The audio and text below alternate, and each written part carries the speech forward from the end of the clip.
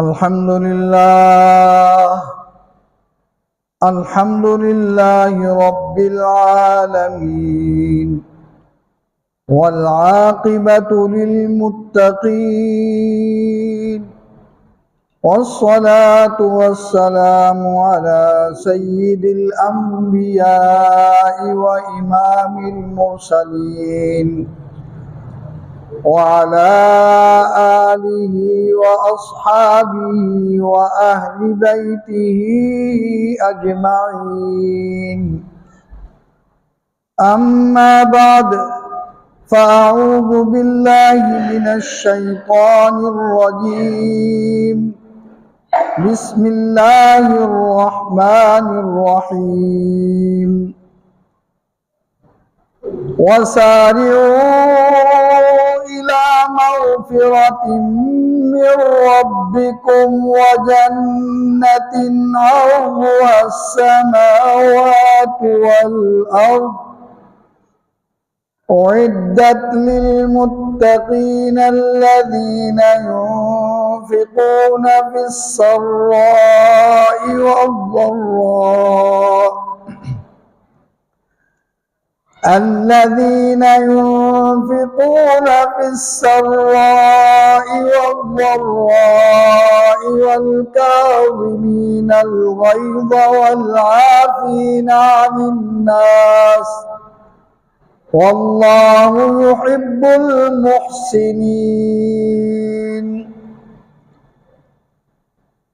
وقال النبي صلى الله عليه وسلم من كظم غيظا فيقدر على إنفاذه ملأه الله قلبه أمنا وإيمانا صدق الله وصدق رسوله النبي الكريم।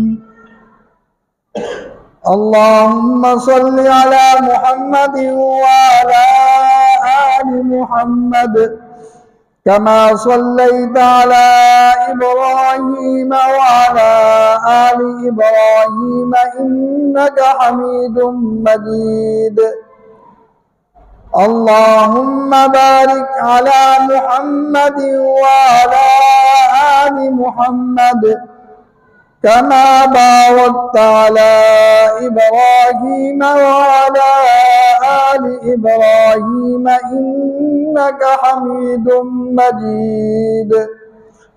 سبحان ربك رب العزة عما يصفون وسلام على المرسلين والحمد لله رب العالمين।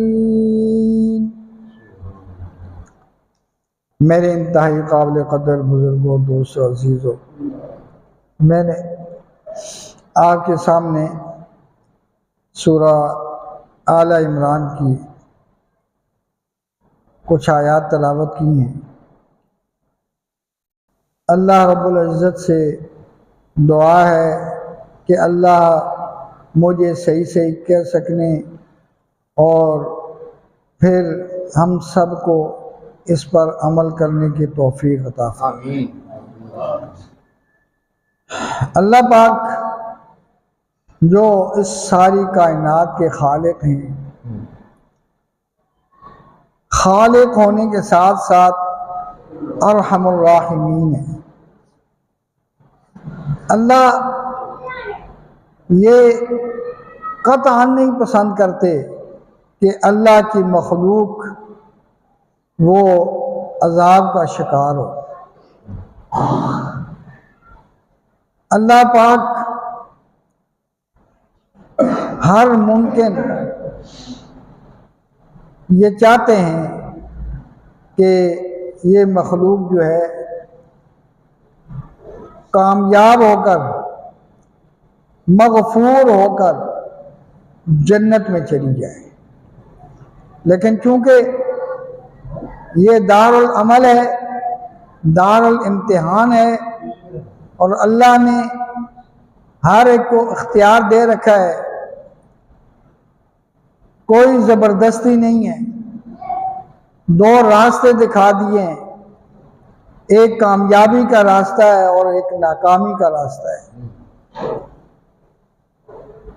शैतान भी जब रांदा दरगाह हुआ तो अल्लाह ताला के साथ ये वादे करके आया था कि मैं इनके पास आऊंगा, हर तरफ से आऊंगा, आगे से आऊंगा, पीछे से आऊंगा, दाएं से आऊंगा, बाएं से आऊंगा, ऊपर नीचे से, हर तरह से इनको गुमराह करने की कोशिश करूंगा। लेकिन वहां ये भी मान कर आया कि इल्ला इबादका मिनहुमुल मुखलसीन, तेरे मुखलिस बंदे जो हैं वो मेरे दाव पेज में नहीं आएंगे। तो अल्लाह ताला फरमाते हैं वसारिऊ इला मगफिरतिम मिन रब्बिकुम, कि आपने रब की बख्शिश की तरफ जो है जल्दी करो। अल्लाह ताला ये दावत दे रहे हैं कि ऐसे असबाब अख्तियार कर लो कि तुम्हारी मग़फ़िरत कर दी जाए। और सूरह हदीद में तो फरमाया साबिक़ू इला मग़फ़िरतिम मिन रब्बिकुम, कि तुम आपने रब की मग़फ़िरत की तरफ मुसाबका करो, मुकाबला करो। सिर्फ सारे जल्दी करना तो एक बंदा भी कर सकता है, लेकिन मुसाबके का मतलब ये है कि दाएं बाएं कहीं और भी देखो, कोई और भी दौड़ लगा रहा है, तुम उससे आगे बढ़ो। तो अल्लाह तो ये चाहते हैं कि सबकत कर जाओ मग़फ़िरत की तरफ। और ये सबकत कैसे होगी? हज़रत अली मुर्तज़ा रज़ी अल्लाह ताला अन्हु फरमाते हैं कि ये अदाए फ़राइज़ से हो। अल्लाह के फ़राइज़ अदा करो, अल्लाह ताला तुम्हारी मग़फ़िरत फरमा देंगे। तो अब हम अपना जायज़ा लें कि फ़राइज़ की अदायगी में कितनी कोताही हो रही है। तो कैसे मग़फ़िरत होगी? नमाज के लिए अजान हो जाती है, मुअज़्ज़िन कहता है हय्या अला सलाह, नमाज की तरफ आ जाओ, हय्या अलल फलाह, कामयाबी की तरफ आ जाओ, लेकिन हम टस से मस नहीं होते, आपने काम में लगे हुए, हमें परवाह नहीं होती। हालांकि हमारे जो असलाफ थे उनके बारे में ये आता है, जब मुअज़्ज़िन अजान शुरू करता था वो अपने काम को जहां होता वहीं छोड़कर नमाज के लिए आ जाते थे। तो आज अजान होती है, मस्जिदें खाली पड़ी होती हैं, इक्का दुक्का खुश नसीब लोग मस्जिद में आ जाते हैं, वरना कोशिश हर एक की यही होती है कि आखिर में पहुंचा जाए। हर एक की कोशिश ये होती है कि सबसे आखिरी जाने वाला मैं ही हूं मस्जिद में। हालांकि कोशिश ये होनी चाहिए कि सबसे पहले मैं हूं मस्जिद में जाने वाला। ये आते भी इस वक्त हैं जब फरिश्ते जो हैं वो हाजिरी के रजिस्टर भी बंद कर देते हैं, वो भी खुतबे की तरफ मुतवज्जे हो जाते हैं। जब इमाम साहब खुतबा शुरू करते हैं तो वह हाजिरी के रजिस्टर जो हैं वो बंद हो जाते हैं। अब जो भी आए वो गैर हाजिर ही होता है। तो कोशिश ये होती है कि सबसे आखिर में आए। हालांकि यहां ये फरमाया जा रहा है कि सबकत करो, और सबकत की क्या सूरत है? फ़राइज़ को अदा करो। और हज़रत उस्मान रज़ी अल्लाह ताला अन्हु फरमाते हैं कि सारे लोगों का माना ये है कि इबादत के अंदर इखलास पैदा करो। जो इबादत इखलास के साथ होंगी, जो काम भी इखलास के साथ होगा, वो अल्लाह के यहाँ बड़ा मकबूल मोतबर होता है।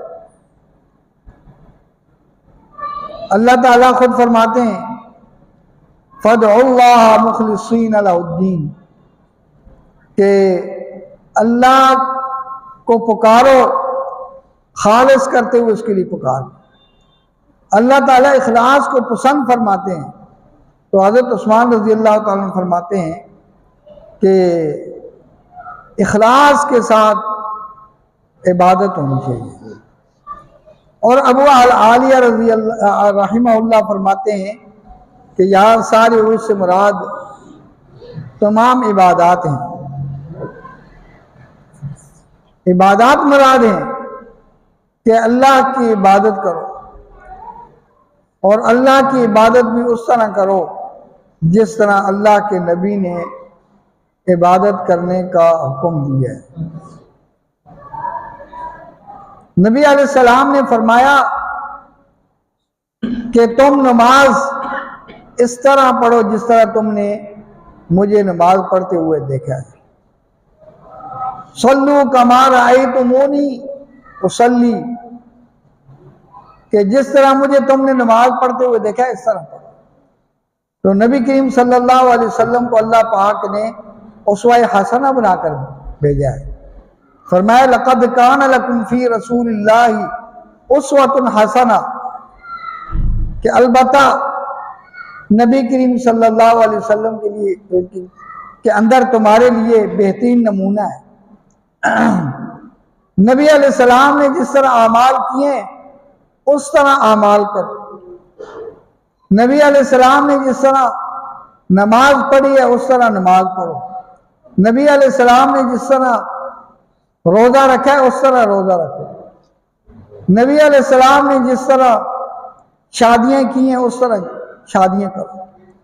ये नबी अलैहिस्सलाम की ज़िंदगी बेहतरीन नमूना है। तो इसको अपनाएंगे, इसी से जो है ना अल्लाह की इबादत होगी।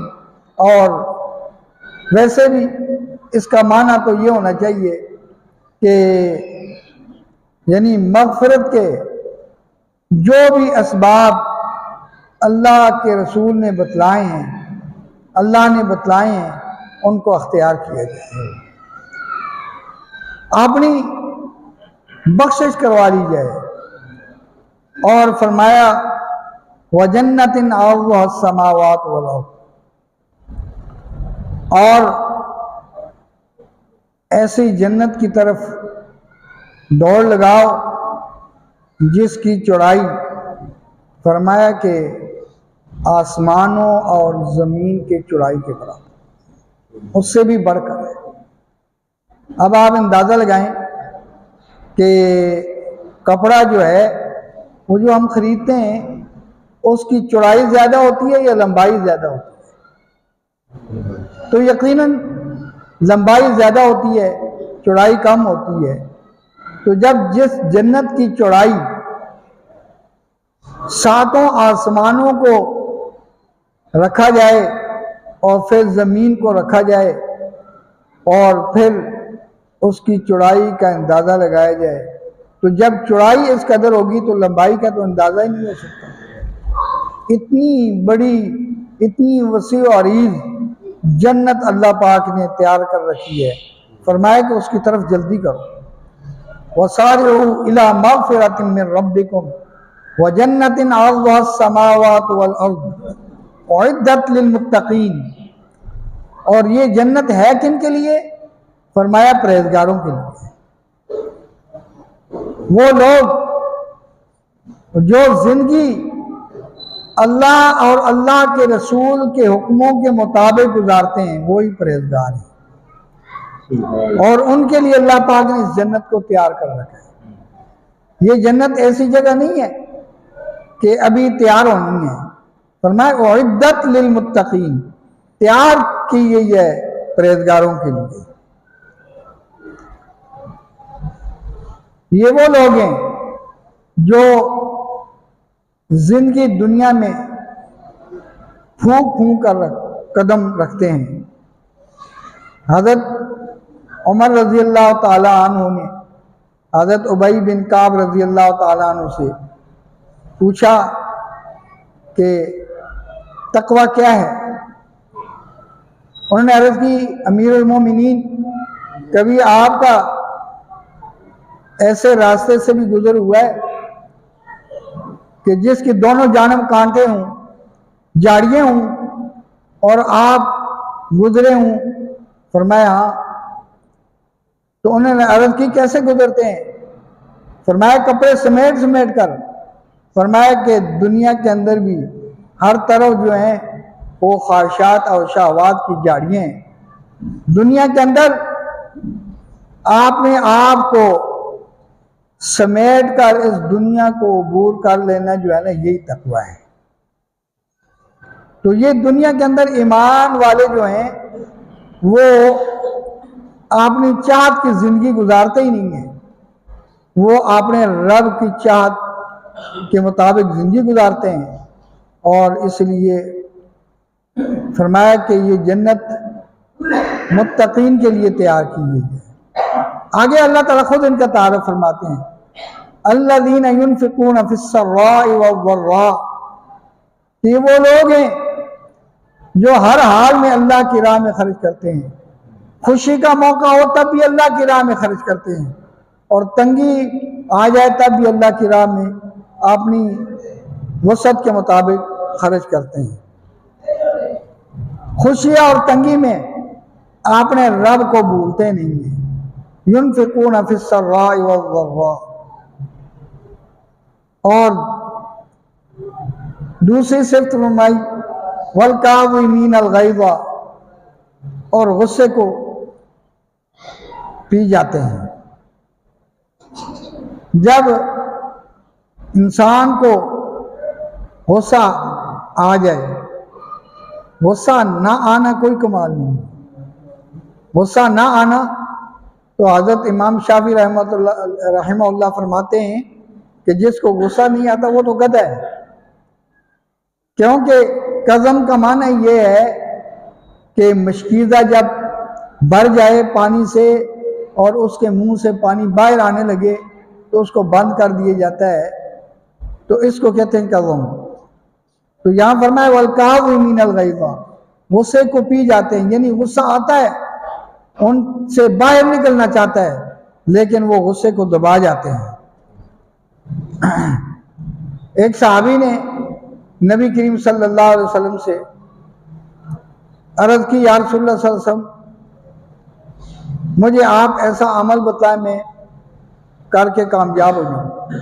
फरमाया कि गुस्से पर काबू फरमा।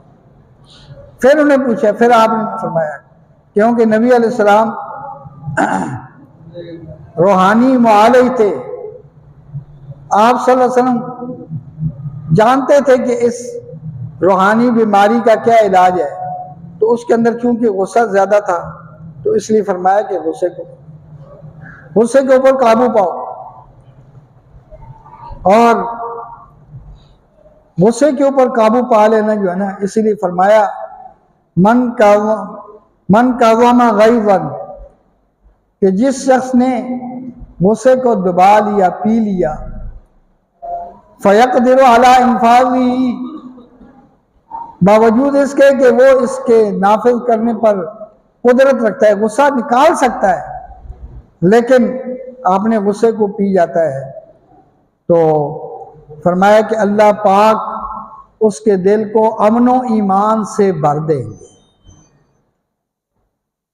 ये गुस्से को पीना ये कोई आसान काम नहीं है, और इसके लिए नबी अलैहिस्सलाम ने इलाज भी बताया है कि जिस शख्स को गुस्सा आया अगर वो खड़ा है तो वो बैठ जाए, और अगर बैठा हुआ है गुस्सा आया तो लेट जाए, और अगर फिर भी गुस्सा नहीं खत्म हो रहा तो फरमाया कि पानी पी ले, इसका गुस्सा जो है वो ठंडा हो जाएगा। तो गुस्से पे काबू पाना बड़े कमाल। नबी अलैहिस्सलाम ने एक मरतबा सहाबा किराम से पूछा कि जानते हो पहलवान कौन है? उन्होंने अर्ज़ की, या रसूलल्लाह सल्लल्लाहु अलैहि वसल्लम, हम तो पहलवान उसको समझते हैं जो किसी को उठाकर फेंक दे, बिछाड़ दे। फरमाया लैसा शदीदु बिसुरअतिन, कि बिछाड़ने से कोई पहलवान नहीं होता। इन्नमा शदीदुल्लज़ी यमलिकु नफ्सहु इंदल ग़ज़ब, फरमाया कि पहलवान तो वो शख्स है कि जो आपने ऊपर गुस्से के वक़्त काबू पा ले। गुस्सा आया हुआ है, बिछाड़ सकता है, मार सकता है, बदला ले सकता है, लेकिन वो अपने ऊपर काबू पा लेता है। तो फिर पता है अल्लाह ने इनाम क्या रखा है, अल्लाह के रसूल ने क्या इनाम बयान फरमाया। फरमाया कि अल्लाह उसके सीने को, उसके दिल को ईमान और अमन और ईमान से भर दे। तो गुस्से पे काबू पाना ये अमनो ईमान का जरिया बनता है। तो बहुत बड़ी सादत है।